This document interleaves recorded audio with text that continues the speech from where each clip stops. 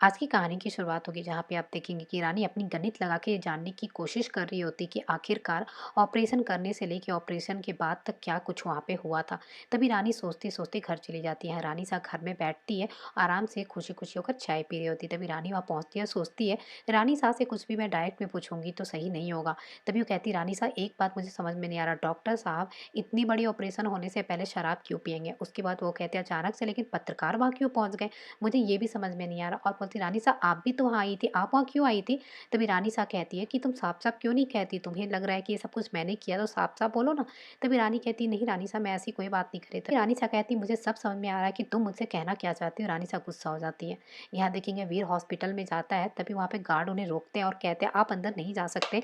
रानी साहब का ये ऑर्डर है। तभी वीर कहते हैं कि लेकिन मुझे अपने पेशेंट को देखना, उसकी हालत कैसी है वो देखना है। तभी एक डॉक्टर आते हैं, वो डॉक्टर से पूछते तो बताते हैं वो पेशेंट बिल्कुल ठीक है और अब उस पेशेंट को दूसरे हॉस्पिटल में शिफ्ट कर दिया गया। वीर घर जाते रानी साहब से पूछते हैं कि रानी साहब आपने ऐसा क्यों किया? उसे दूसरे हॉस्पिटल में क्यों शिफ्ट किया? पता है उनकी हालत कितनी नाजुक है, आपको ऐसा नहीं करना चाहिए था। तभी रानी साहब कहती है मुझे जो करना है मैं वही करूँगी। तभी वो बहुत सारे अलग-अलग डॉक्टर को फ़ोन करते हैं वीर और उनसे रिक्वेस्ट करते हैं कि उनके पेशेंट को वो देख लें। सब लोग वहाँ पे मना कर देते हैं। यहाँ वीर बिल्कुल टूट जाते हैं और तभी देखेंगे रानी ये सब कुछ देख लेती है।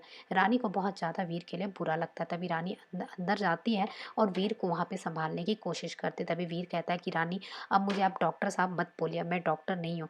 सब कुछ खत्म हो चुका है, मेरा लाइसेंस रद्द हो चुका है, अब कुछ भी नहीं बचा। तभी रानी उन्हें समझाने की बहुत कोशिश करती है और कहती नहीं डॉक्टर साहब ऐसा कुछ नहीं, देखिएगा सब कुछ ठीक हो जाएगा। वो कहता मैं अपने पेशेंट को देख नहीं पा रहा रानी, उनका इलाज नहीं कर पा रहा। उन्हें एक नॉर्मल से हॉस्पिटल में डाल दिया गया, जहाँ उनका कोई केयर नहीं होने वाला है और यहाँ पे वो बहुत ज़्यादा रोने लगते हैं और रानी उन्हें सँभाल रही होती है। तभी रानी को बहुत दुःख होता है कि वो उनकी कोई मदद नहीं कर पा रही है। अभी यहाँ देखेंगे राजमाता चंपा से कहती है वीर ने सुबह से कुछ भी नहीं खाया, जाइए उनको ये खाना देकर आइएगा। तभी देखेंगे चंपा खाना लेके जा ही रही होती, तभी रानी अंदर आती है घर में और बोलती है डॉक्टर साहब। तभी राजमाता को लगता है रानी ने इतनी जोर से क्यों चीखा, तो पीछे मुड़ती तो देखती है कि रानी जो है रणविजय को लेकर घर आ गई है। ये देखकर राजमाता और दिग्विजय दोनों बहुत ही ज्यादा हैरान हो जाते हैं कि ये रानी ने किया क्या। यहाँ रानी बहुत खुश हो रही होती है और यहाँ डॉक्टर साहब बहुत जोर जोर से चिल्ला के बुला रही होती है। यहाँ रानी सा कमरे में बहुत गुस्सा हो रही होती कि ये गाँव की तरह यहाँ क्यों चिल्ला रही है, हमारे घर को भी इस लड़की ने गाँव बना के रखा। तभी दिग्विजय दौड़ते दौड़ते कमरे में जाते हैं और रानी साहब को वहाँ पे रोकने की कोशिश कर रहे होते हैं। तभी वो कहती है आप इस तरह से हाँफ क्यों रहे हैं और आया कौन है वहाँ पे? फिर बताते हैं कि रानी पेशेंट नंबर 2017 को घर लेकर आ गई है। रानी साहब ये बात जान के गुस्सा हो जाता है।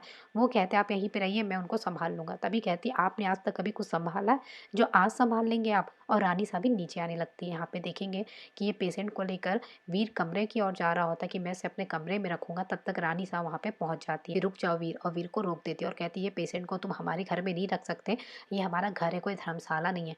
तभी वो वहाँ पे पेशेंट के पास पहुँच जाती है और पेशेंट को वो पकड़ने ही वाली होती है। तब तक देखेंगे बोलती कितनी गंदी स्मेल आ रही है, कहाँ से ये पेशेंट को लेकर आए हो, पता नहीं कौन से छोटे हॉस्पिटल से उठाकर तुम इसे लेकर आए हो, जल्दी से इसे इस घर से बाहर निकालो। तभी वीर कहता मैं इसे इस घर से बाहर नहीं निकालूंगा रानी साहब, ये मेरा पेशेंट, मेरी जिम्मेदारी है और जब तक ये पूरी तरीके से ठीक नहीं हो जाते ये हमारे घर में रहेंगे और इसकी मैं केयर करूंगा। रानी साहब मैं किसी की कोई बात नहीं सुनने वाला हूँ। ये बात सुन के रानी साहब चौंक जाती है